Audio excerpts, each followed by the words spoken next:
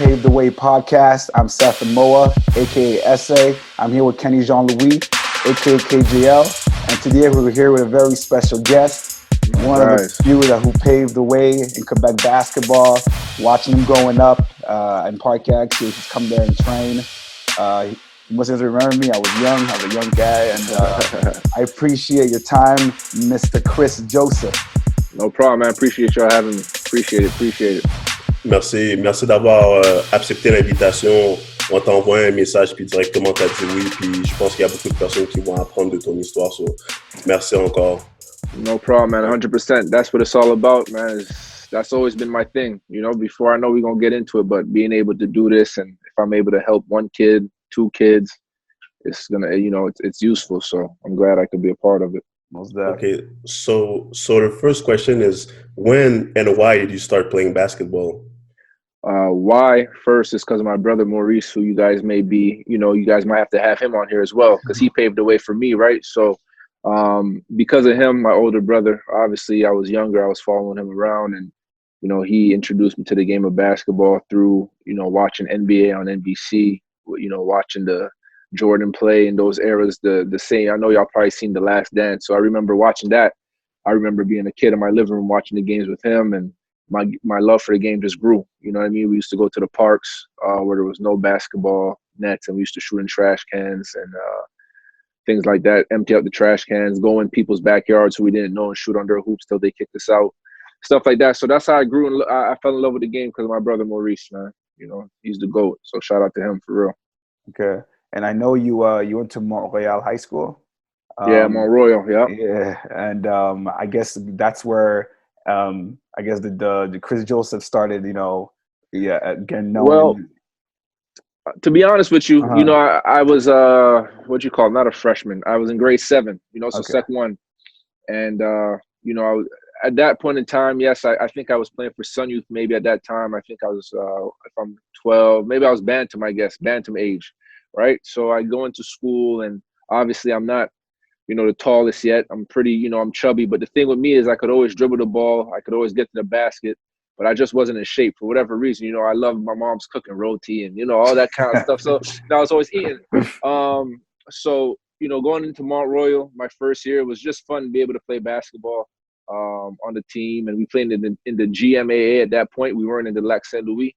So we played in the English league my first year. So we were playing against like Marymount and the teams of LaSalle, all these things. And that just being able to play for Sun Youth, where I wasn't getting that much time. And, but I was playing against great guys. My teammates were great players, at that young age, and being able to go play ball at school. And that's where I was able to work on my skills, because I was the man on my school team, but I wasn't the man on Sun Youth. So I was able to see, both worlds, you know what I mean? And I just kept working, and obviously, I got a growth spurt, and yeah, things started happening for me. You know what I mean? I tell people all the time that I wish there was footage back then, like when I got to midget age, like as much as they post things on social media these days, I was doing things that was, LeBron-esque. I'm going through the legs. Through the legs in games, off the backboard, doing all kinds of, a lot of highlight plays in high school. Man, it was fun. Yeah, so I know that you played at Bison's. Can you talk a little bit about that? Well, Bison's, that was my first experience playing with an AAU program.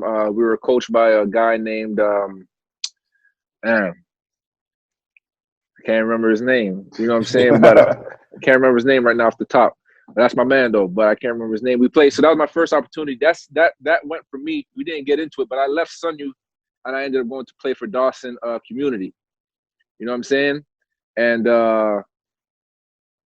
from playing with Dawson, a lot of guys that were on the team, like Ryan Rosnacki, Jason Rodney, these guys played for the Bison. So they told me, because at that point, when I cut ties with Sun Youth, I used to play for the Sun Youth summer team. So I didn't have anywhere to play in the summer.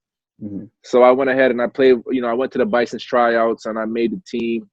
And that was my first real experience, I feel like, with a traveling team and, going to the States to play in a couple of tournaments, and that was a pretty good experience.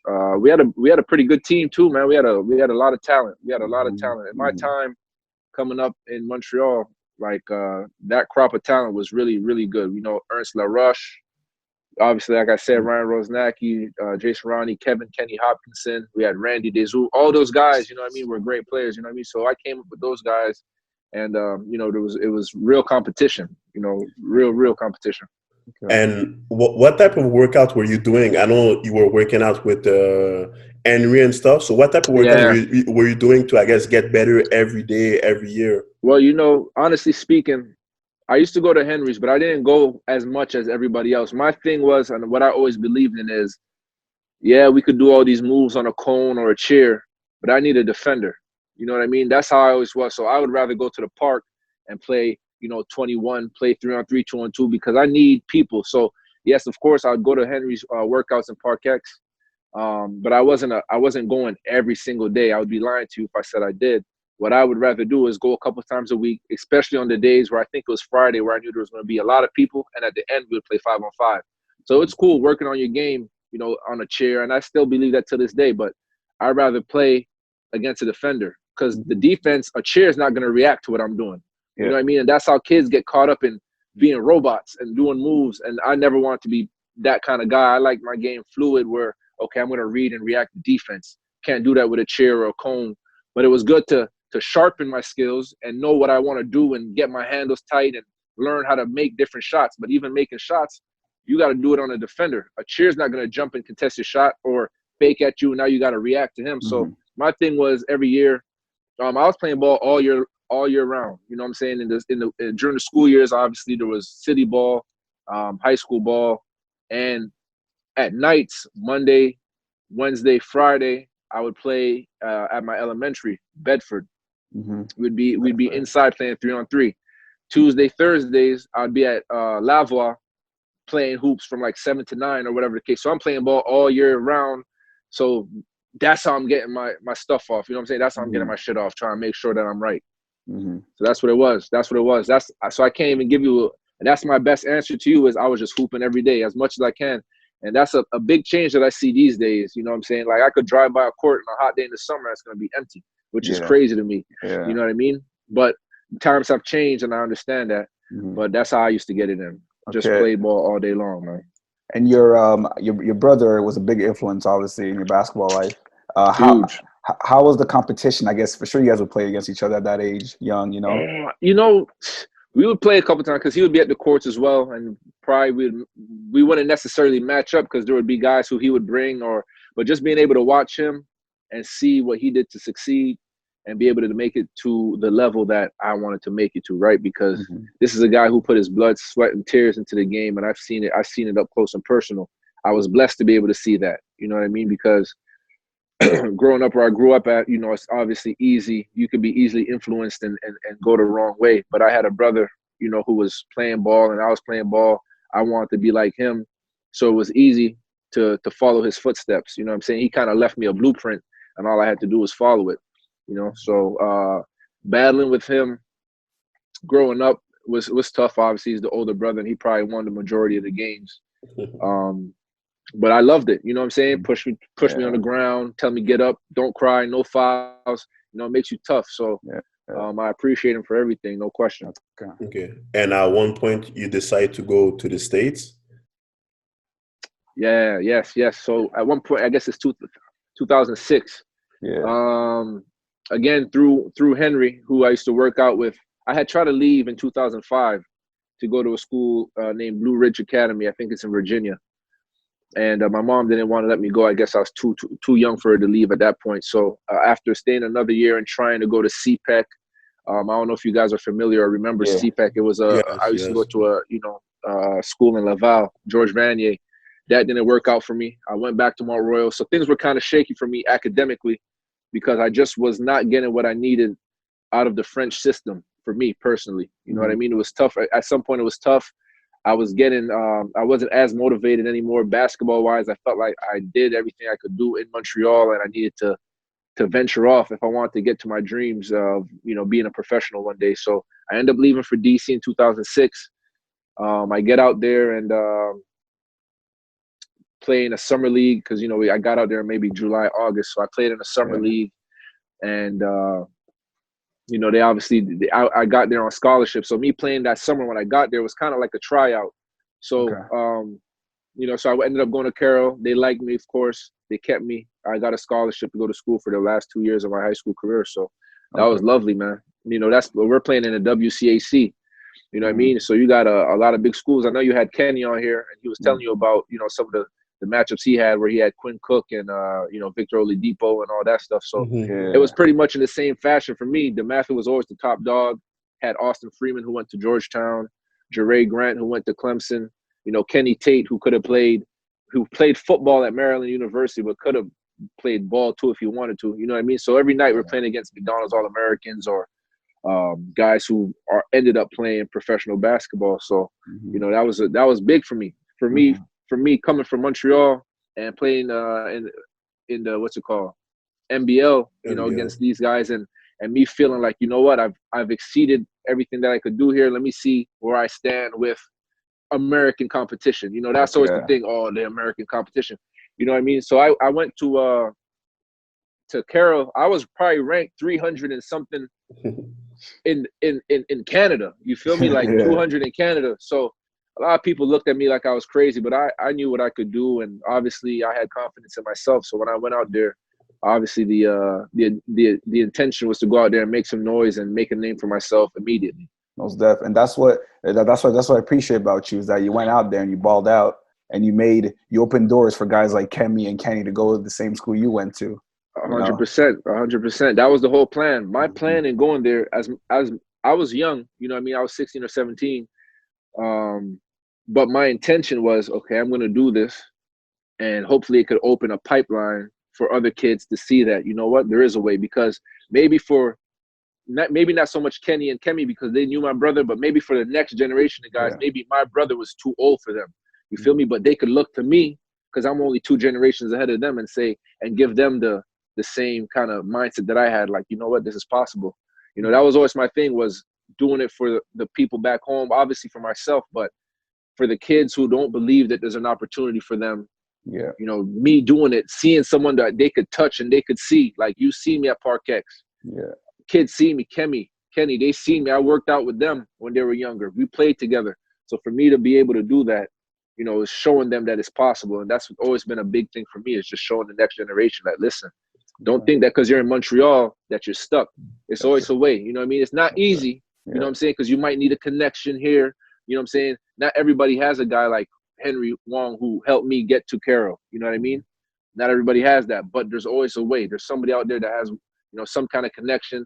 Maybe by me doing so well at Carroll, now they're thinking, oh shit, Montreal got the talent. You know what I'm saying? Like, let's keep going to Montreal and get these guys that nobody knows about. So, we could keep getting our program better. So me going there was a big thing, not just for me, but for all the kids that was going to come after me. Exactly. And what would you say was the biggest difference from Montreal to the States? And also, when you went there, were you, I guess, killing right away, or it was a transition? Like, the difference I would say is,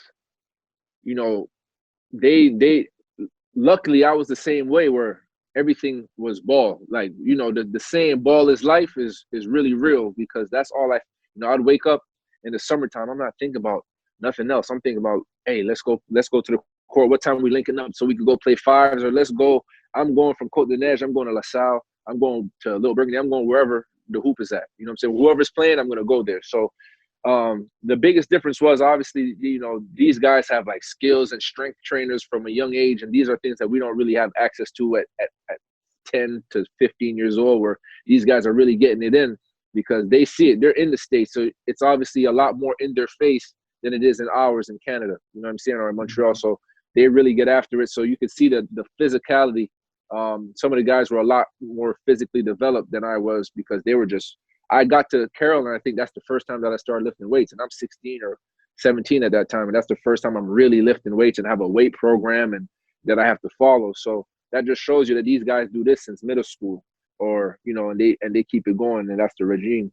To answer your second question, I started killing right away, bro. I started killing right away. You know what I mean? It was for me, it was like, there was no time for me to wait around. So when I went for that tryout, and I played in those summer league games, immediately I killed. I told a story, because I told a story a couple of weeks ago where, I went there and I was already 6'6", 6'7", and you know, I hadn't started. I didn't get in the game yet, so I'm waiting my turn. And maybe the coach is like, okay, when am I going to put this kid in? Finally, he puts me in, and I kill immediately. You know, I think my first play was I was at the top of the key, and I crossover left to right, and I finished at the basket. Boom. My second play was I got a steal, and I got a two-hand dunk. So after that, I didn't sub. I played the rest of the game, you know, needless to say. But I played the rest of the game after those plays. But, you know, it was funny because there was a kid on my team who, when I sat on the bench, and he looked at me, he was like, man, get your ass in the post. Because he must have thought I was a big man just because I was 6'7", you know, so I found that funny. But I'm like, yo, I'm not no big. Like, I'm a big guard. Like, I'm not a big man. You feel me?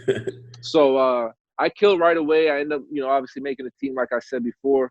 And, like, my first or second day of practice, I get a scholarship offer from Gonzaga University. That was they came to the school to visit. Sorry, they didn't offer yet, but they from Washington, Seattle, Washington. They came to Carroll so they could meet with me, and you know, they obviously showed their interest, and that was big time. You know, just for a school. You know, again, another guy who paved the way for me is Pierre-Marie Altidore Cespedes, who went to Champlain and Gonzaga. Yeah. You know what I'm saying? And for them to come down to see me, is like, damn, I know PMAC is at Gonzaga right now, and that's dope. Like, now I'm thinking, yo, it's really real. You know, coaches are coming to see me, are coming to inquire about me, and I get my first scholarship offer from Clemson University a couple weeks later. You know what I mean? So, yeah, it happened quick. Things happened quick for me. Once I got to the States, man, it started happening fast as far as schools, the interest. And I'll tell you guys a story. My first game was against the Matha. I don't know if Kenny's was, but my first game was against the Matha. Our school the year before Carroll was, you know, they probably finished in the lower half of the league. So obviously the Matha won a championship. This year they're projected to win it again. And I get there, and obviously everybody's there. It's a packed house, but everybody's there to see the Matha because they got all the pros, they got all the McDonald's All-Americans, and this is about them. We're at their home court. You know what I mean? So we come in there. I have, you know, the thing about me is there's some guys who may be afraid, let's just say, to play against certain guys, but I don't know them from a can of paint. Regardless if I did, there's no fear in me because I know what I'm here for. But I guess it made it even better that I don't know who Austin Freeman is at the time. You know what I'm saying? I don't know who anybody is. All these guys to me are nobodies. You feel me? So that's how I'm going in the game. And, you know, we start the game off and we're giving them a run for their money. They're supposed to blow us out the gym. And immediately I make an instant impact on that team. And it couldn't have happened at a greater time playing against the Matha. I probably ended up with 25 points, 7-8 rebounds, like 4 or 5 assists, some highlight plays. And we only end up losing by probably 5 or less points. So that kind of shocked everybody. And from that moment, you know, that's when Clemson offered. That's because they already had a guy, Jeray Grant, at the Matha. You know what I mean? Yeah. So they offered me a couple days later, and the letters start rolling in. It was pretty crazy. Okay. I know that you went to Syracuse, but can you talk about the whole process of why you went there and when did they approach you? Yeah, I'll tell you for sure, man. Syracuse has been my dream school. For one, okay. Melo was my guy. You know what I'm saying? Since he was at Oak Hill, and I seen film on him. Like, oh, he's nice. I like Melo because, you know, he big wing. You know what I'm saying? He could dribble the ball, smooth jumper. I'm looking like, wow, like, you know, I really like his game. So I kept close tabs on him. So when he went to Syracuse, obviously, you know, Syracuse became, because of him, my school to watch, which led me to love the school spirit. You know what I'm saying? You're playing in front of 35,000 people. Coach Boeheim, who's a Hall of Fame coach. And at this point, you know, all this is far-fetched. I'm like, so this is me going back to Montreal, watching Melo and watching Syracuse and all that, right? So, you know, time goes on, and obviously Syracuse is still my school, and I'm telling myself, you know, I told my homie, actually, when we were playing for the Bisons, I tell him, I'm like, yo, I'm going to play for Syracuse one day. He looked at me like I was crazy. Because that's just to show you how much saying that back then didn't make sense to somebody. Like, how are you going to get there? You know what I'm saying? Like, how are you going to leave Montreal and get to the States, get a scholarship, and then get to Syracuse? It doesn't make sense to people. But I always believed in it. You feel me? I always believed in it. And, you know, so I when I got the chance to, I got all these scholarship offers, Georgetown, NC State, all the schools in D.C., Maryland area. But this whole time I'm waiting for Syracuse. You know what I'm saying? So I'm thinking to myself, it has to happen. It has to happen. That's what I'm thinking. And finally, sometime around Easter, I feel like my coach walking into practice, my coach said, "Hey, I got something for you," because he knew how much I wanted to go to Syracuse because I told him. And he said, "Someone left something for you." So boom, I go to his office, and he hands me a Syracuse card, which is the coach who recruited me. His name is Robert Murphy. You know what I'm saying? Shout out to Coach Murph. And I'm like, I can't even believe it. But it's just a letter of interest. You feel me? It's not a scholarship offer or nothing. But the fact that now that I was on their radar, I said, you know what? Now I got to turn it up a notch. And this is all in my first year at school. I committed my first year at Carroll. You know what I mean? I didn't wait till my senior year. I knew where I wanted to go, and that's what it was. So a couple of weeks later, Boeheim and Coach Murphy called me on the phone, and Boeheim actually offered me the scholarship over the phone, and I accepted right then and there. You know what I mean? I didn't visit the school before.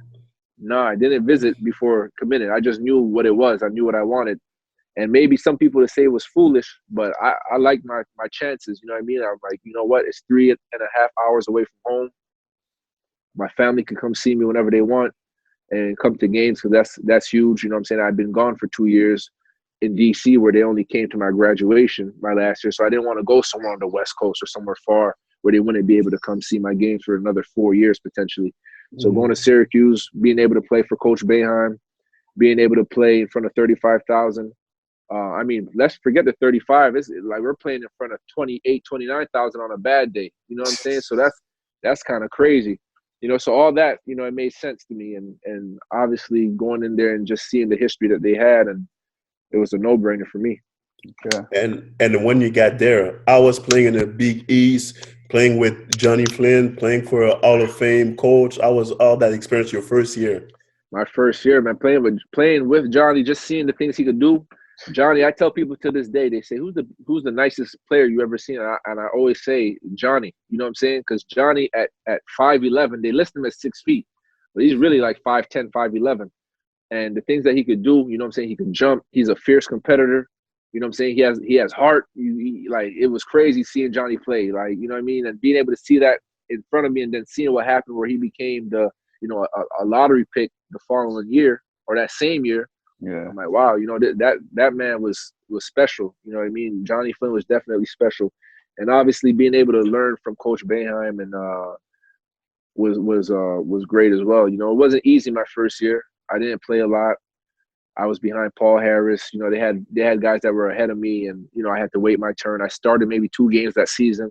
You know, I played, but I think I maybe played like 12, 13 minutes a game. I'm not sure. But no, you know, I didn't do anything special. You know what I mean? I didn't do anything special. I spent a lot of that year, you know, paying attention and trying to learn the game and, you know, trying to get better. But it was really my second year at Syracuse that I was able. That summer between my freshman year and my sophomore year, I knew I had to change something, because at the end of the season, Coach Boeheim basically told me, like, listen, Kris, you're too fat right now. Like, you know what I'm saying? You got to lose some weight. Like, you got to lose some weight, because all that not playing, I'm doing a lot of eating. You know what I mean? I'm doing a lot. They feed you in college. They feed you. Trust me. You know what I mean? You got, after practice, they bring, you know, catered food. You know, so after practice you have a meal. Before games you have a meal, and you have this unlimited. Your ID card has like $3,000 on it. You can't turn it into cash. I tried, but you couldn't. But you know what I mean? So they got you could go to all the on-campus restaurants and swipe it. I'm not playing, so I'm just eating. And you know, you're playing, you're traveling all the time. So it's crazy. At the end of the year, I was probably 230, 232. And I really played like at 210. You know what I mean? So I had gained a lot of weight.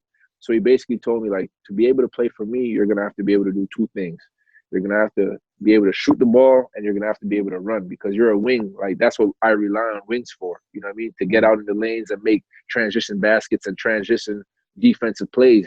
So I'm like, you know what? All right, he's right. You know what I'm saying? I bullshitted this year. I kind of let myself go. So that summer I stayed on campus, and I was drinking a gallon of water a day. And I was working out like twice a day, but just doing cardio.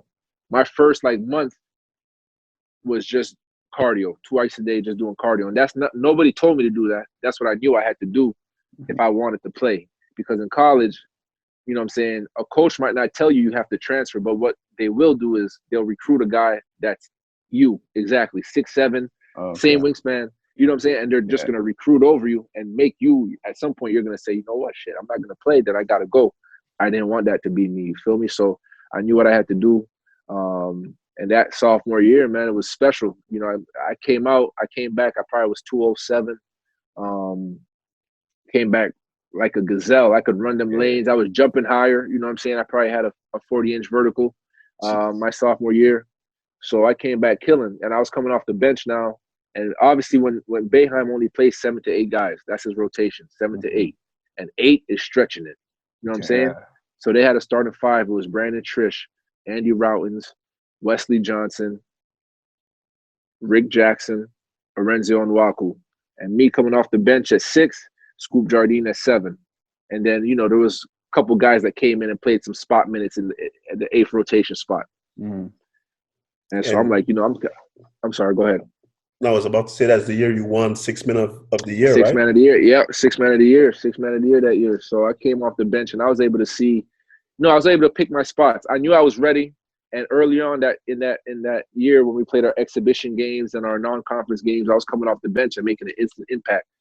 And my whole thing was, you know what? When I sub in this game, I can't fuck up. You know what I'm saying? I can't mess up because I want to stay in here as long as possible and show the whole world, show the country that I should be starting. You know what I mean? Mm-hmm. So I wasn't mad I was coming off the bench, but I wanted to show the world that I should be starting and I wanted to be a superstar in my role.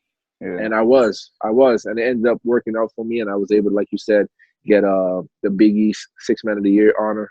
And I think, Yahoo 6 Man of the Year, a couple different things. I think I was 3rd in the team in scoring behind Wes Johnson and Andy Routens.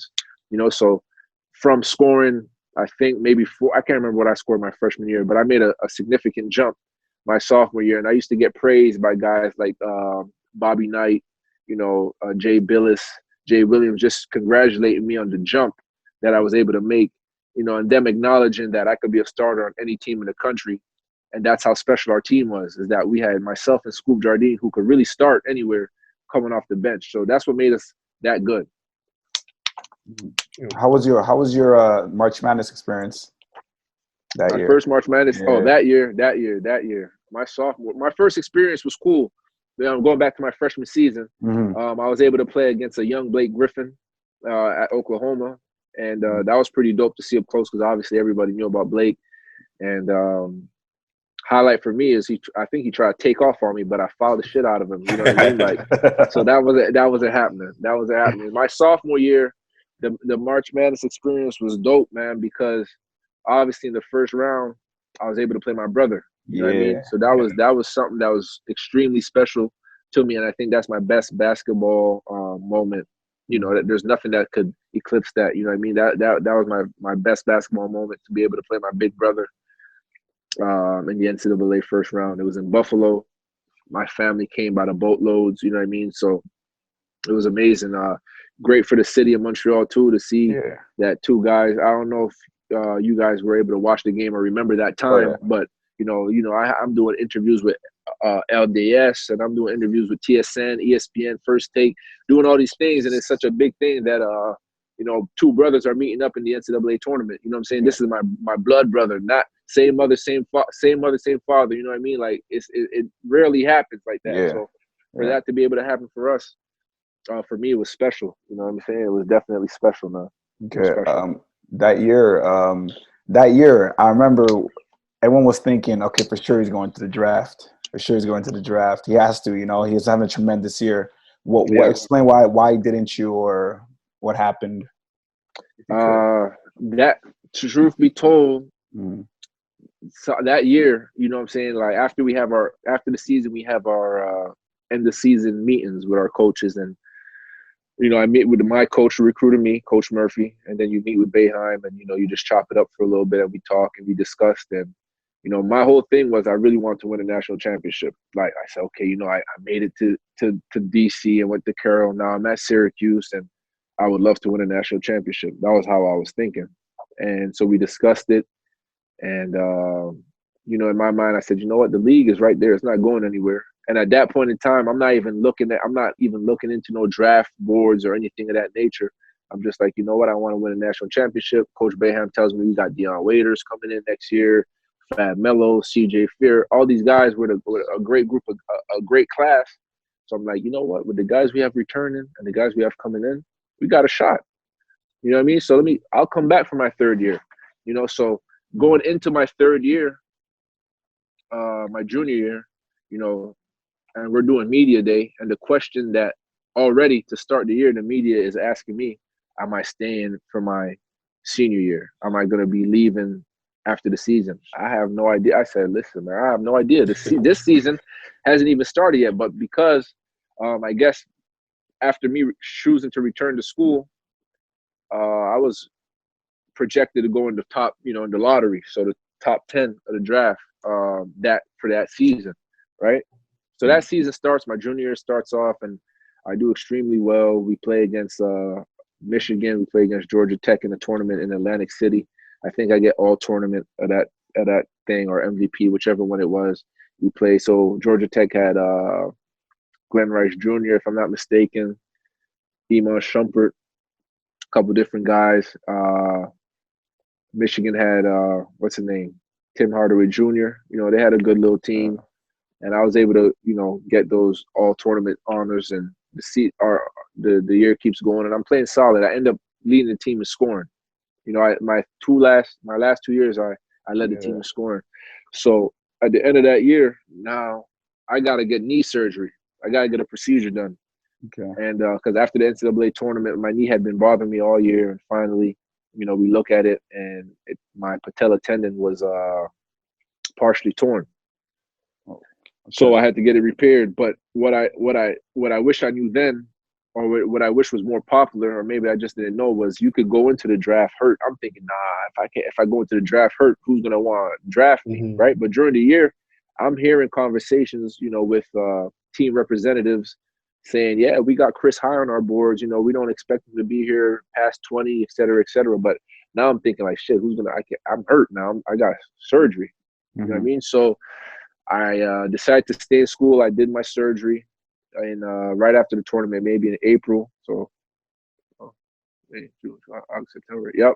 So I did it right in April, and I came back, and I was ready to play my senior year. You know what I'm saying? But you know, it started off pretty decent. But the reason I didn't go in my junior year is because of the knee surgery, and then obviously my senior year you have no choice, but because you know you got to go.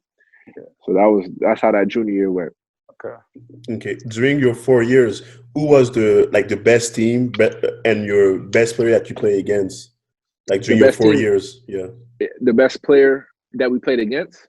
Best team and best player that you had to guard. Well, you know, we play zone, right, at Syracuse, so it's hard to say who was the best player I had to guard, because I never had to guard just one person like myself. But the best team, I would say, was Louisville, man. They were always tough for us. Louisville always was a tough team for us to beat. Always, you know what I mean? Always was tough. UConn wasn't so bad. I think we beat UConn. I think I only lost to UConn once. So I would say Louisville. You know, I have a losing record against Louisville, if I'm not mistaken, man. So I give them their props. And I think, to be honest, the player that killed us the most while I was there, I'll say two people. One is Kyle McAlarney, who went to Notre Dame, point guard, shooter. I actually played with him in France a couple of years ago, and we used to talk Big East basketball all the time. But another dude is Kemba Walker.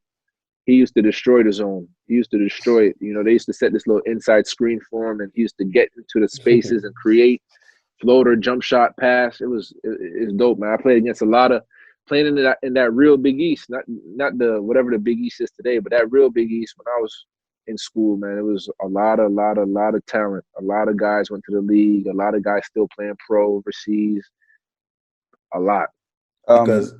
Because at that time at Louisville, Terrence Williams was there. That's my freshman year. Terrence Williams, Earl Clark. They had this dude named Jerry Smith, Samardo Samuels, but he was there also my sophomore year.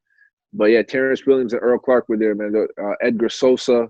You know, they had a killer team every year. Every year. You know what I mean? Going back, I'll go back to your that game against Kentucky, the overtime game. The 6 overtime against UConn. UConn. Yeah, UConn. Yeah. Yep. 6 overtimes against UConn. How was that? It was cool, man. But like I tell everybody, you know, a couple weeks before we had played UConn at UConn, and this one they had Hashim Thabit, Jeff Adrian, Stanley Robinson, AJ Price, Kemba Walker. You know what I'm saying? Like they had a mob too. They had a great team. You know what I'm saying? A lot of leaguers on that team too. And we had just played them 2 weeks ago and lost by like 15, 16 points. So I'm thinking, damn, that's a bad matchup for us right now. You know what I'm saying? They were bigger and more athletic than us everywhere except maybe the point guard. Well, I mean, yeah, the point guard position because Johnny was more athletic than Kemba, I would say. Yeah. And you know, we're playing them, we're giving it our best shot, and the game is tired. You know what I'm saying? We're battling back and forth, and finally, you know, my man Eric Devendorf gets a pass, shoots it, and everybody thinks it's good. He's jumping on the table. You know what I'm saying? We beat UConn. This is, you know, because for us playing at the Garden, that's a home game. You know, that's a home game for us because, you know, that's right in New York. You know what I'm saying? They call this New York City's college basketball team. And, you know, in New York City, you got St. John's, you got all kinds of other schools, and we're New York's college team. You know what I mean? So that's a home game for us. And then so, you know, our fans are going crazy. They waved a shot off. And it's like, damn, okay, 1 overtime is cool. That's normal. Yeah. Double overtime, you could see that, you know, every so often. It gets crazy. Triple overtime, you're like, things are getting spicy, you know what I'm saying? And then, you know, 4, 5, 6, it's like, wow, this has never been before. You might as well just, you know, I don't know how they want to do it. Like in soccer, just call it a tie or something, you know what I mean? Because it's getting crazy now. It's looking like nobody wants to win. Nobody wants to go home. It's probably 1 a.m. at this point. It's close to 2 a.m. when the game is over. So it was a great game. It was a great experience. It was an instant classic. I was able to go back to the hotel that night and watch it again on ESPN Classic. It was an instant classic. It was on ESPN. You know what I mean? So that's history.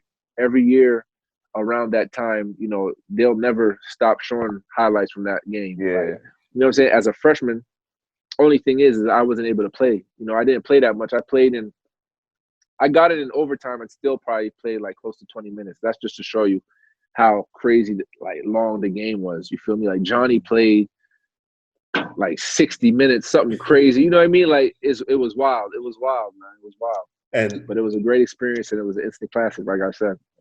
And you had a great game against Georgetown. You had like 29 points, overtime, game-winning shot. Yeah, that was my senior year. You know, that was my senior year. That was obviously one of my most memorable games because, you know, Georgetown was our rival.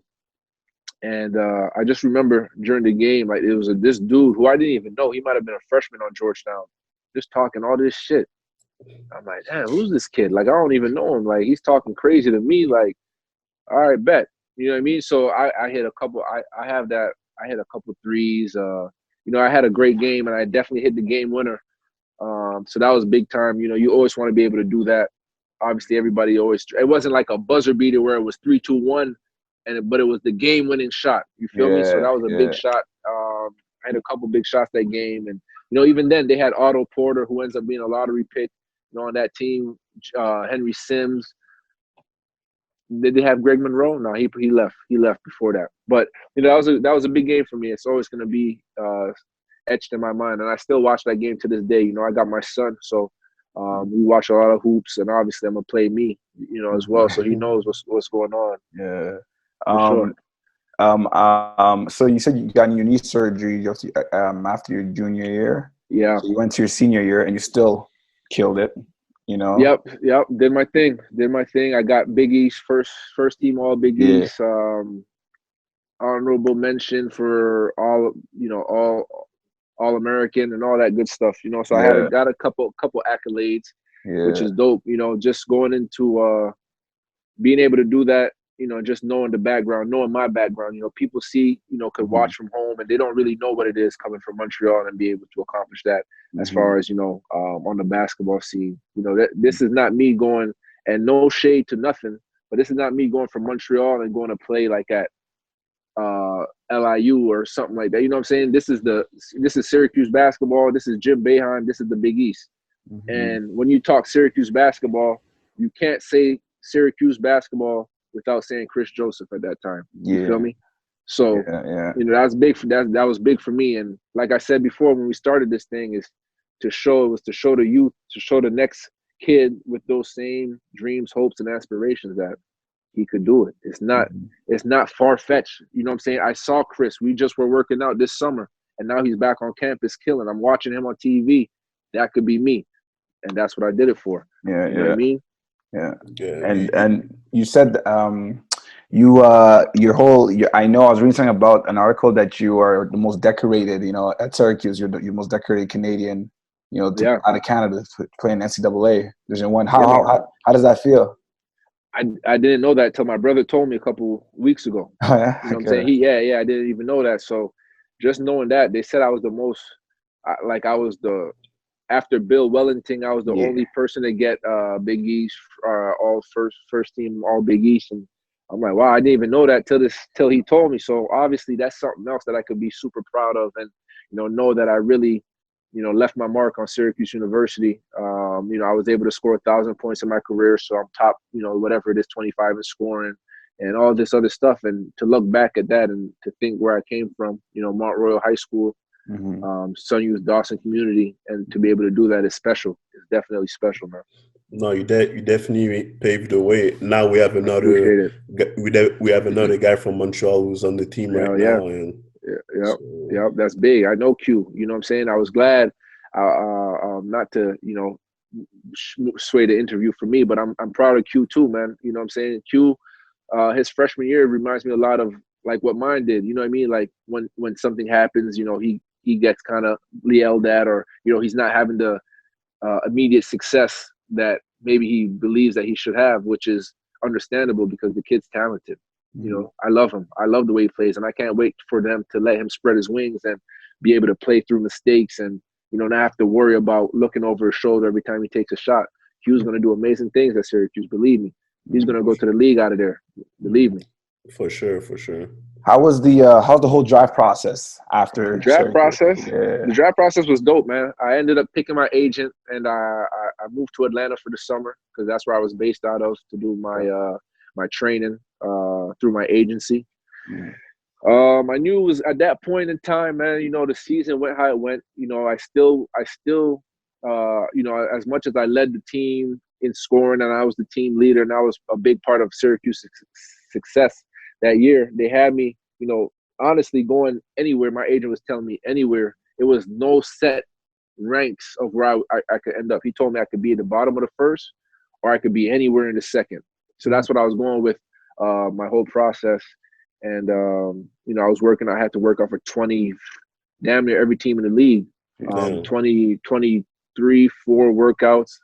I had to cancel a couple towards the end because something happened to my groin where it was just insane, where you're traveling to Boston.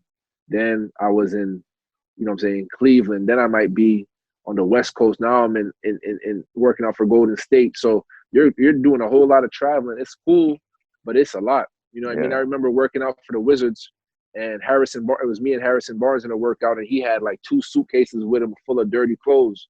I'm like, damn, and I had one duffel bag full of dirty clothes. You're doing your laundry at the hotels, it's crazy. You know what I mean? You're having to leave stuff at the hotel because your bag is because you're getting gear everywhere you go too. You're getting gear, and you want to keep it all, but at the same time, something got to stay back. You know what I'm saying? So it was a wild process. It was fun. Obviously, I tell people that, at some point, a lot of guys who I was scheduling workouts for, because I told my agent, obviously, match me up with guys who are going ahead of me in the draft, who they got going in the first round, so that teams could see that if they're thinking about this guy and I could compete and do well against him, that they have an argument like, oh, this guy's going in the first. What about this Kris Joesph kid? You feel me? So that was my whole thing. And after a while of working out, a lot of guys that were ahead of me stopped. They would start canceling their workouts because you could do that. Like, do you want to go work out for this team? You have it scheduled. You could see who's in the workout. Oh, my matchup is Kris Joesph. Shit, I don't know. I remember him from Syracuse. That's how it went. That's how it really went. That's how it really went. And it's a lot of guys who I've seen along the way, and even into my rookie year, and that would tell me like, yeah, I was in a workout with so and so, and he said he didn't want to see you in the workout. Like, he didn't want to, so he told his agent. That's just how it go, and it's smart. I can't blame him, you know what I'm saying? But I wanted smoke with everybody, who was ahead of me. That's just how I had to do it, So draft night comes along, and I'm at the crib watching it with my family. The first round goes through. My name wasn't called. And I had a great chance of getting picked by the Heat.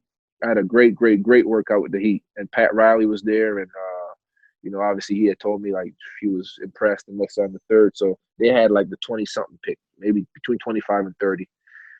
Between 25 and 29, but they didn't pick me, so I knew my first round shots were done. So obviously we move on to the second round, and I could have also got picked up by Detroit, who had 2 picks in the second. They ended up picking Chris Middleton and Kim English. So that was done for. So now I'm looking at the draft and I'm like, shit, I got my family, my friends, like this better happen. I don't want to be one of those stories where, everybody gets invited to a party and then I don't get drafted. You feel me? You don't want that to happen. I still was confident at the end of the day, but then finally, I knew it was on commercial break, and I knew I got picked up by the Celtics, and my agent called me. And he told me, they're going to pick you with their next pick at 51. So I'm trying to keep my cool, but I'm excited as hell. But I'm not trying to, I'm trying to give that moment to everybody that's in the crib for them to hear. With the 51st pick, the Boston Celtics select Kris Joesph. I went crazy, you feel me? So that was was obviously my second, as far as basketball memories. My brother stays at first. Being drafted, that's a dream of yours, as a kid. You say that all the time. How many times you see a kid say, I want to play in the NBA? I've been saying that since I was shooting baskets in a garbage can. You feel me? So to be able to see that happen and it all come to fruition, it was amazing, man. So I was at a loss for words. Obviously, it was an emotional night, full of emotions, you know what I mean? So nothing bad, all positive. It was good vibes, but, it's just all the hard work that you feel that you put in till that point, it meant something. You did it for a reason. So that was dope. Yeah, we all remember me. I remember watching that draft. So all Montreal was happy for you, and also 2 of your teammates got drafted. Like Dion Williams got drafted 4th, and Fab Miller got drafted 22. So for sure, all of you were happy. Yeah, hell yeah! I called Dion, I called Fab when they got drafted. And to see that I was going to be in Boston with Fab, that's a plus. I'm going to, I'm going there with somewhere that wasn't just my teammate, that was my dog. You know what I mean? So shout out to Fab, man. Rest in peace to Fab. But I was excited to be able to be on the team with him, someone that I knew, because obviously I wasn't going to a young team, right? This is a team full of vets at that time. Jason Terry, vet. Kevin Garnett, super vet. Paul Pierce, super vet. You know what I'm saying? Rondo, Jeff Green. We had Chris Wilcox. We had Barbosa. You feel me? Like, we had all super vets on our team. So going there, I knew it was going to be, I was going to learn a lot. And but I was ready to take on whatever. You know what I mean? And what did you learn from Doc Weaver? Like, he's a Hall of Fame coach. Oh, Hall of Fame coach. Even Tyronn Lue, who was my summer league coach, but that's he won a chip with the Cavs. But even learning from him, you know what I'm saying? Because that's Doc's like apprentice, you know what I mean? But learning from Doc, you just learned, you don't practice that much in the league, right? Already. You don't practice that much, and especially with an older team like we had, practices are limited. But you're just able to see how much he knows his X's and O's and his after timeout plays, and just being able to learn the game, like slow the game down. Not everything has to be fast. Because certain times when you're a kid, you do everything at game speed. Ooh. But not everything has to be done at 110%, 110 miles per hour. So, he just taught me how to slow the game down a little bit, pick my spots. But as much as I had Doc, I had someone who I admired, Paul Pierce, right there, that I was able to see, who I was able to play one-on-one against before every practice.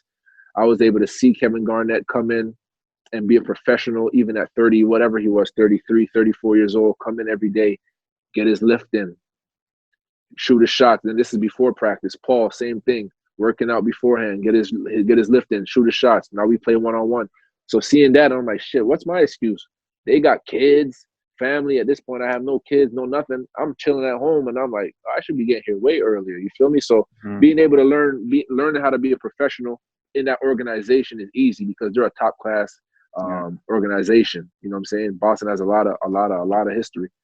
But what I tell people all the time too is, being drafted by the Celtics was like a gift and a curse. You feel me? Because, and by curse, I don't want you to take that literal, but it was like a gift, obviously, because Doc, like you mentioned, Hall of Fame. Kevin Garnett, Hall of Fame this year coming up. He's getting into the Hall of Fame. You know what I'm saying? Paul Pierce, future Hall of Famer. Rondo, future Hall of Famer. You know what I'm saying? So these are all guys who I'm around, who I'm kicking it with on a daily, just listening to them talk in the locker room, like hearing how they break down people's game, film sessions. You know, so I knew I was going to learn a lot, but also I knew I wasn't going to play a lot. I wasn't in a position where, you know, I'm on a team that doesn't care if they make the playoffs or not. Like, I don't know. I don't want to say nothing crazy, but let's just say a team that doesn't have aspirations or are not expected to make the playoffs. There's less expectation. So there's less pressure to win. You feel me? So, you know, there's no room for experimenting. This team at that point in time, they went with their number one pick, which was Jared Sullinger. And, you know, they didn't even give my boy Fab that much smoke, but Jared was their guy. You know what I'm saying? Me and Fab were sent down to the D-League where I did everything I was supposed to do. You know what I'm saying? I just was watching a D-League game of mine the other day. I went crazy. I don't even remember these games, but I had like 29. You feel me? Like, that's just me watching the game, not just looking back and seeing how things were. And, you know, you could do everything right, but the situation sometimes is what people don't understand. First and foremost, it's a business. The NBA is a business. You know, we as fans, you know what I'm saying, see the glitz and glamour of it. You see the game-winning shot, but that shit that happens behind, you know, closed doors, that business side of it, you don't see. You hear about a trade or you hear about free agent signings, but it's a business. You feel me? So, like I said, people are invested in this team. They're not going to play me over Jeff Green, who they just paid, you know what I'm saying, $15 million a year, you know what I mean? Yeah. Or Courtney Lee, who they just paid some money to. And those are all wings, you know, mind you. Paul Pierce, Courtney Lee, Barbosa, Jeff Green. Like, it's just so many wings on that team. It's like, where are they going to find room to get me in? You feel me? So my preseason was good, too. The preseason, I remember playing against the Knicks in preseason and doing well, playing against Philly and doing well. You know, the NBA is obviously a step up from college, but Syracuse prepared me well enough to be able to play in the league. You know, you know, I'm 6'7" at the end of the day, athletic. I could play in the league, and it was fun. You know, so after my preseason, I was like, you know, this is not so bad. You know, and I'm practicing. Like I said, I'm working out against Paul every day. I'm doing shooting competitions with Jason Terry, who's, you know, top 6 on the all-time 3-point, you know, NBA in history and all that. So I'm working my way to make sure that I'm ready for when my opportunity is called. And when I'm going down to the D-League, I'm doing everything I have to do. You know what I'm saying? I'm on assignment, so obviously I get, you know, a couple more plays called for me. They expect me to do well. When you're on assignment, you can't go down there and start bullshitting. You got to do something to show, like, we need you on this team. So, you know, I'm playing. That whole year goes by, and January comes around, and the team is in New York or something like that. I think they were playing the Knicks, if I'm not mistaken, or the Nets. I'm not sure. And I had a D-League game, which is like an hour and a half drive from where I was staying, you know, in Maine, from where I was staying in Boston.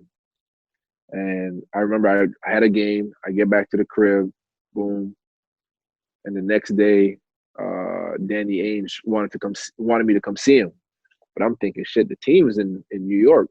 What do you want to see me for? You feel me? It can't be good news. You know what I'm saying? It can't be good.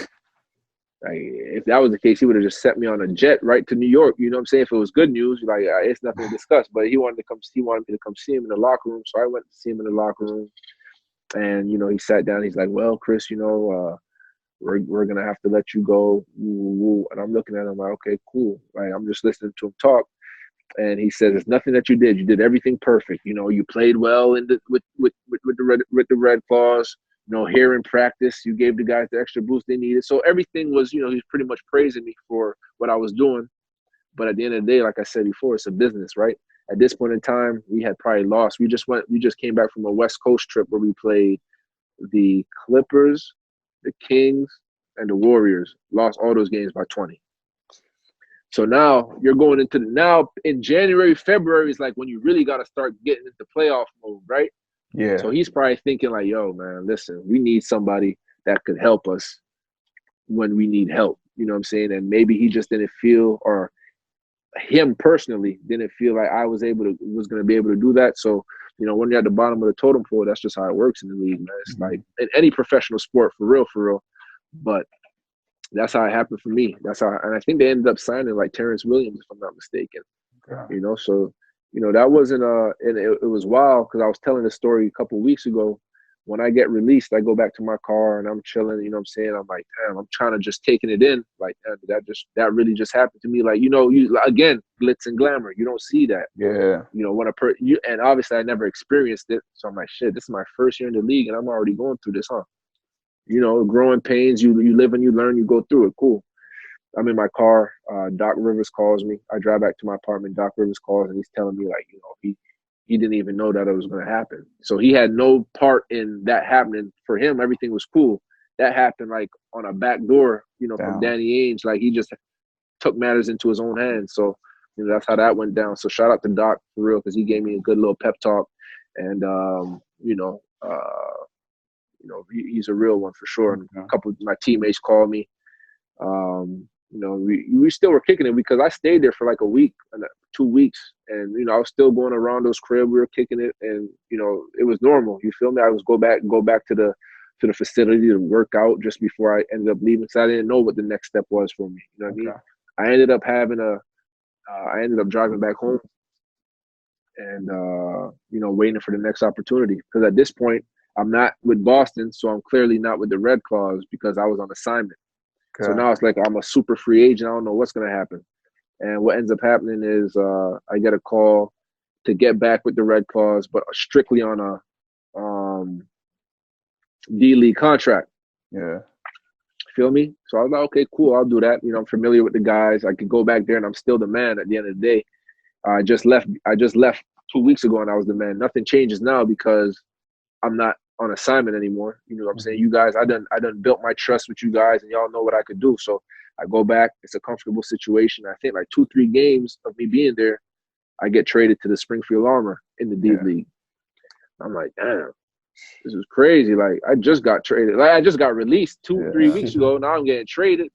So, again, part of the business, whatever it was that they had going on, obviously at the time that they told me to come back to play for the Red Claws, they probably didn't know that was going to happen, but it ends up, that's how it goes. That's how the cookie crumbles.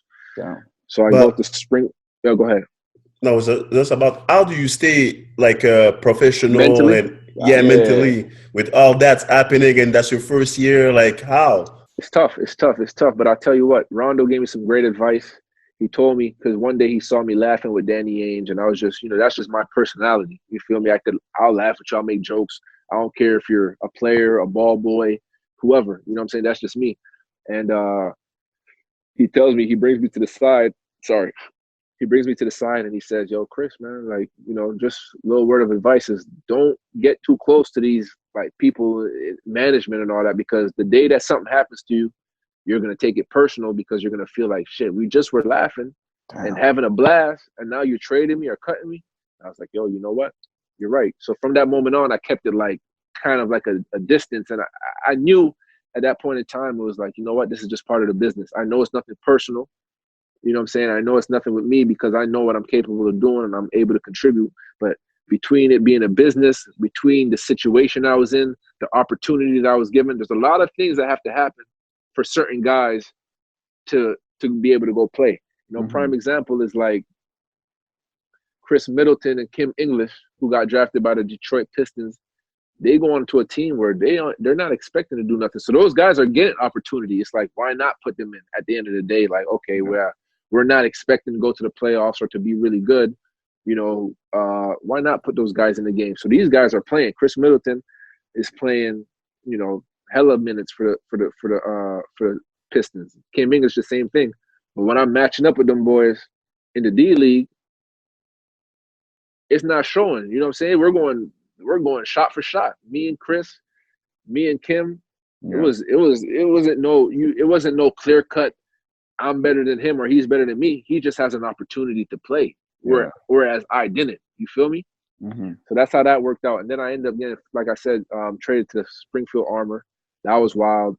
But you know what? I'm like, it is what it is. Like, this is the life I chose. This is what comes with the life of a professional athlete. And, you got to tuck your nuts and just go on to the next destination, man. You know what I mean? Mm-hmm. So I ended up going to Springfield. Again, I ended up doing well. And, a couple weeks later, or maybe a month or so later, I get the call that I was going to get called up by the Nets. You know what I mean? And I ended up getting, not to say that it's an accolade. You feel me? I got first team all rookie in the D League. You know what I mean? So there's a lot of guys there, but I was able to go ahead and do that as well. So I get called up by the Nets, which was amazing. You know, D. Will, Joe Johnson, who I love, Smooth, ISO Joe, Gerald Wallace, Brooke Lopez, Marshawn Brooks, Tyshawn Taylor. You know, we had a good little team. Keith Bogans, Chris Humphreys. Had a good little squad. You feel me? And but this was right. Like I think there was 2-3 more games left, maybe a little more in the regular season, and then I was supposed to be signed on for the playoffs. So. You know, 10 days 10 days are like this. You got a 10-day contract. Cool. They like you after 10 days, they give you another 10 day. Okay. And at the third 10 day, they have to keep you for the year. Okay. So first one went through. And it's tough, right? Sorry. Because at the end of the day, at that point in the season, there's really, really no practice to really show, you know, give an opportunity. That's a key word that you want to retain from this podcast is opportunity. You know, when you're playing in them professional ranks, like you need the opportunity to show what you're able to do, right? So I get a 10-day, then they keep me for the season, for the playoffs. And I was supposed to be coming back. I was supposed to play summer league with them, and, you know, I had a non-guarantee for the following year. But after the season ends and we lose to Chicago in the playoffs, I'm talking to Billy King, who's the GM at the time, and they fired PJ Carlissimo and hired Jason Kidd. And as a head coach for the first time. So Jason Kidd was gonna coach summer league. So the plan was I didn't go home again. I stayed in New Jersey. I got an apartment like 5 minutes from the practice facility. So I was there twice a day, getting my workouts in, and then coming back at night and getting shots up on the gun. And Jason Kidd would be around and he would see that. Like, you know, and I wasn't doing it for him to see it. I'm doing it because listen, I've been released. I've been traded in the D League. This shit can't happen no more. That's how I'm thinking. So I'm getting it in so that I can get ready for summer league and kill. And, you know what I'm saying, obviously show them that, you know, my spot should be solidified, whatever the case may be. Draft night comes around. I'm at the Barclays, matter of fact, for the draft. You know what I mean? Because, you know, we get the free tickets. We're on the team, so that's our arena and all that. So I'm at the Barclays, and I see my dog, Michael Carter Williams, get drafted. That was dope. You know what I'm saying? I'm in there. I'm with them. And all of a sudden, I see a tweet. I'm on my phone regular. You know what I'm saying? I get a tweet. I see a tweet saying, welcome back to Beantown or some shit like that. You know what I mean? I'm looking at my phone like, welcome back to Beantown. What is he talking about? I have no idea what's going on. And then tweets start coming in like crazy. Welcome back with the 4-leaf clover. I'm like, what?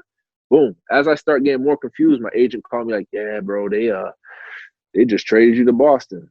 I'm like, damn, that's tough. Yeah. You know what I'm saying? So I'm like, in my mind, I'm like, okay, so what's next? And he said, the only thing is you're on a non-guarantee. And they also traded, you know, Marshawn Brooks, Keith Bogans, Gerald Wallace, Chris Humphreys. Those are 4 guys with guaranteed contracts. And so already with the 4 of them going to Boston, one of them have to get released because there's not enough roster spots. And that's a guaranteed guy. So there's no way that I had an opportunity to do anything over there in Boston, right? So at that point in time, it was just kind of like, shit, I had to, you know, that part of it, that part was tougher to handle mentally just because a few weeks ago, not even a few weeks, few days ago, you know, I'm having a conversation with Jay Kidd and, you know, Billy King, and we're talking about Summer League and how, you know, he wanted me and Tyshawn Taylor to, you know, pretty much carry the load for the team during Summer League. And I'm like, dope. I'm like, all right, bet. You know what I'm saying? This is the opportunity. This is what I've been looking for, you know, to be able to be, because my first year in Summer League with the Celtics, I did all right, but the thing was give the ball into Sully. You know what I'm saying? Give the ball into Sully. I just end up doing my thing because I'm able to do that as far as, you know, create an opportunity on the offensive glass or transition, whatever the case may be. So I'm thinking, okay, I get to go into Summer League and be quote unquote the man, you know what I'm saying, alongside Tyshawn Taylor. Never ended up happening. So at that point, it was like, you know what? It is what it is. You know what I'm saying? I ended up going to Vegas that year. To Orlando. I think I went to Orlando and Vegas to watch Summer League and also to try out for a couple of teams in the CBA, the Chinese League. And Yeah, bro. That's how that went down, man. That's how that went down. So after I see you played a couple of pro teams. What was that? How's that different? The pro teams overseas than in the NBA? Oh man, there's no comparing the league, man. In the league, I used to make fun of guys like Luke Walton, for instance. That's the first name that pops up to mind because he's at the end of the bench. Mm-hmm. He's a super clapper, super high fiver. You know what I mean? Like, and I'm like, wow, this guy's on a team where like he's not really doing much and he's just taking up space on the bench. But let me tell you, I was also that guy. You feel me? When I got to the league, and I'm a super clapper. Now I'm like a super high fiver myself, but I could also bust your ass. You feel me? So like, I knew that being in that position, I'm like, you know what? The league is really real because the 12th man could really, really just needs an opportunity to hoop, and he probably can. I'll never forget. Chris Humphries told me when I was with the Nets, and he was like, man, to be honest, the best thing you could hope for is for someone to get hurt. And as messed up as that sounds, is like, it's real because that's the only way that you're going to be able to play at this point in time is if someone gets hurt and they have no choice but to Lynn you. Like, that's Lynn's sanity was just a throw in, like, oh, go ahead, boom. Mm-hmm. And it ended up working, and he went crazy, and he took advantage of the opportunity that was given to him. Mm-hmm. So, not to keep throwing that word around, it just keeps coming back up, and that's what it really is, So for you to get a shot, sometimes you got to hope for someone to get hurt. Depends on the situation that you're in. You know what I mean? Not everybody's going to come in on some, all the lottery picks are going to play. All the guys that they have high hope for and that they invest money in, those guys are going to play, no question. But when you get down to the 10th, 11th, 12th man on the roster, and you're really only getting spot minutes, you got to, if someone gets hurt, that's going to be a shot to go ahead and, take advantage of everything. So, but the difference in the Europe and the league is, again, just the 12th guy in on a pro team is probably not that great of a player. He's probably not that good, as opposed to in the NBA, the 12th guy could start anywhere in Europe. You feel me? Like that's the main difference. And the thing is, the thing I like about the European game is that it's really it's smart. You know what I mean? It's not, it's almost like college with the plays that they run, screen, back screens. Okay. You know what I'm saying? Screen to screen is all that type of stuff. So I think that for me, those are kind of, it's a lot slower, obviously. They're not fast-paced because there's not as many athletes as in the NBA. So I think that's another thing. But they're really smart. Their IQ is really high. And I think that's what I could take away from the pro game in Europe. Okay. You wanted to play the game, or you having a? Most def. I'm you know the game start, bench, cut? Yes, sir. Yeah, start, bench, cut. So I'm gonna give you three things. You got to start one, bench one, and cut one. I got you. So the first one is being able to play for Syracuse coach Jim Bam. Okay, yeah. That's one. The second one is being on your second year, having your best year. I mean, I was in maybe all 4 years were good at Syracuse, but your second year when you were second year, that's that year. That's that year. Yeah. Okay. That, and the third one is being able to being drafted to the NBA, and I guess being around the Hall of Famers. And man, okay, so that's easy. So, yeah. I'm gonna go ahead and start that sophomore year. You know what I mean? That's what number one. And then second got to be getting drafted. Boeheim, as much as you're a Hall of Famer, boy, you lose this one. So definitely got to cut Boeheim. Got to cut Boeheim, man. Okay. Yeah. And also, like, I just want you to name your top 5 player ever that you play with. So if you would have to make a starting 5 from PG to center, who would you put? You're talking about from Syracuse or Syracuse and the NBA? No, high school, Syracuse, NBA, everything. That I play with? Play with. Johnny. Okay. Johnny at the 1.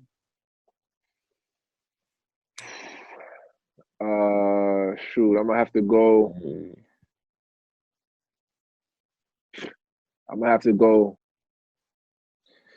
Paul Pierce at the 2. Okay. Joe Johnson at the 3. Okay. I guess I gotta go Big Ticket at the 4. Okay. And then at the 5, I gotta go with my dog, Arenze Onuaku from Syracuse. Oh, okay. And who's the 6th man and who's the coach? I put myself 6 man. You know, you know what I'm saying? I put myself 6 man. I got success in that role. And the coach, I would put Doc Rivers as the coach for sure. He would know how to do. He would know how to win some games with that team right there for sure. Yeah. No question. It's crazy. When I was younger, I used to watch your game Express versus Mont Royal. When you used to the Kareem versus Randy. Oh, sorry. Were you at that game? Yeah, like because I went to Laurel Hill, so we just go Laurel Hill Academy. So we just go right across at Express. Yeah. Were you there in the finals? There was a big final game. I don't know if you remember, man. We ended up losing. Yeah. But I gave them boys everything I had, man. I'm telling you, I remember that game to this day. I just needed one of my guys, man. He just wasn't ready for the moment. You know what I'm saying? Like those bright lights weren't for him. You know what I'm saying? And his name was Didier. Didier, yeah. He came from Stanislas. You know what I'm saying? And that was my dog all through the. You know, we were that 1-2 punch like throughout the whole year. But he folded on me in the finals. Folded. Those games are crazy. That was tough. Yeah, that was tough, man. That was, you know, for me, that game was, it was dope because, you know, obviously Kareem and Randy, we grew up in the same neighborhood or whatever. And we obviously through playing together in the summertime. Yeah. It's a lot of, you know, you want to win because you want to have bragging rights at the end of the day. Yeah. You know, on top of the fact that, you just want to win the game, but for me it was a little special because that was the first game my mom came to, you know. So it's funny because, you know, my mom, like she you know, my parents are from Trinidad, so before we started playing hoop for real, my mom didn't really super follow basketball. So, you know, in high school I'd be, you know, I might see her while I'm walking home from school, or I might come home and be like, you know, mommy, look, I scored like 30 points today, and she's like, yeah, okay, yeah. You know, she's not really understanding what that is. So for her to come to my final game, you know what I'm saying, and I wanted to win so bad because that was the first game she came to. And that's why I was more heated at my teammates, like, more than anything. It's like, damn, DJ, like, this the time you choose to fold on me? You know what I'm saying? Like, I needed you. You fall like a beach chair. Yeah, like a beach chair, man. Yo, that's my guy. Shout out to DJ, man. Dernière question en français. Moi, je me pose ça. Est-ce qu'il y a des stéréotypes quand tu vas à Syracuse, à ce que, comme tu as dit, vous jouez en zone? Puis est-ce qu'il y a des comme scouts qui sont comme, on va peut-être pas prendre des joueurs de Syracuse à ce qu'on ne sait pas comment ils jouent défense, à ce qu'ils jouent zone? Yeah, 100%. The zone, but that's what's the word I'm looking for? Not speculation, but that's what people think. You know what I mean? And I tell people all the time, that zone has man-to-man principles. Yes, the only thing you're not doing is you're not chasing the guy off the screens and, you know, staggers. You know what I'm saying? We're staying in our zone, which is what we're supposed to do. But there's a lot of movement in that. And also, what people don't know is at Syracuse, we play man-to-man in practice a lot. Yeah. So as much as we don't do it in games because that zone is our bread and butter, we played man-to-man a whole lot, you know, in practices and the drills that we do. So if anything, it's like I just didn't have the knowledge of how to properly chase a guy off of a screen and how I have to dip my shoulder or avoid the screen, things of that nature. But it is a stereotype because throughout my draft process, that question was asked to me many a times. How do you think you're going to be able to play defense in the NBA after playing 4 years in zone? And like I say, defense is a pride thing at the end of the day. Everyone's here. You're athletic enough to be able to move around. At the end of the day, you're a professional just like me. You're going to score at some point. I'm not going to hold you to 0 points. You're going to make a tough shot. You're going to get past me because at the end of the day, you're here at the highest level with me. So if you played man in college or if you played man in the league, at the end of the day, these are guys that you're supposed to be neck and neck with. You know, I don't think anybody expects that when they used to see me that, oh yeah, Kris is not going to score a point tonight. It's impossible.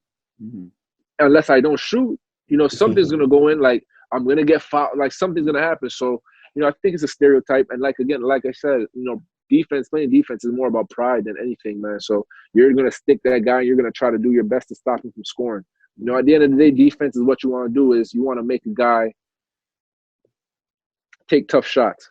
You know, when we in the NBA, what they said when we would play against LeBron, when we would play against like Kyrie or Kobe or whatever the case is, the scouting report is, yeah, we're gonna stop him. No one's that crazy.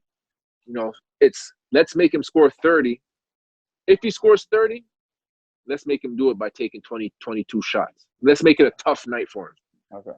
Because they know at the end of the day, when you're at that level, you're not holding anybody to zero. Like, the only way that could happen is if you miss every shot. Like, that's the only way.